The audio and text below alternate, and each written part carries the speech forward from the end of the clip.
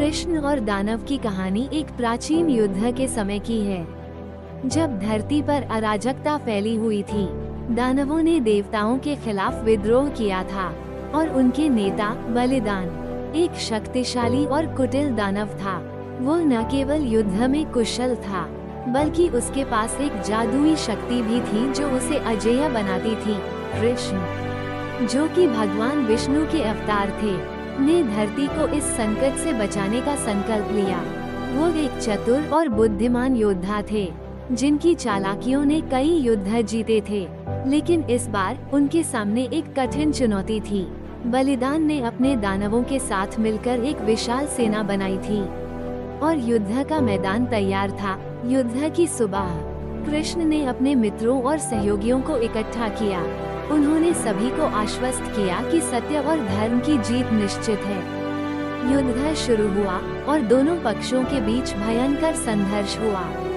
बलिदान ने अपनी शक्ति का प्रदर्शन किया, लेकिन कृष्ण की चतुराई और रणनीति ने पलड़ा उनके पक्ष में झुका दिया। युद्ध के बीच कृष्ण ने बलिदान को चुनौती दी, यदि तुम सच में शक्तिशाली हो तो मुझे अपने जादू से हराओ, कृष्ण ने कहा।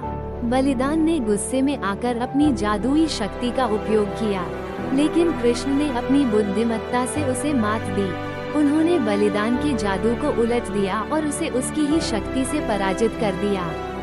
जब बलिदान धरती पर गिरा तो कृष्ण ने उसे एक मौका दिया। यदि तुम अपने पापों का प्रायश्चित करना चाहोगे तो मैं तुम्हें माफ कर सकता हूँ। बलिदान ने अपनी गलतियों का एहसास किया और कृष्ण के चरणों में गिर पड़ा। कृष्ण ने उसे माफ कर दिया और उसे सही मार्ग पर चलने का मौका दिया। इस प्रकार युद्ध खत्म हुआ और धरती पर शांति लौट आई। कृष्ण ने न केवल युद्ध जीता, बल्कि एक दानव को भी सही रास्ता दिखाया। ये कहानी न केवल युद्ध की है, बल्कि क्षमा और परिवर्तन की भी है।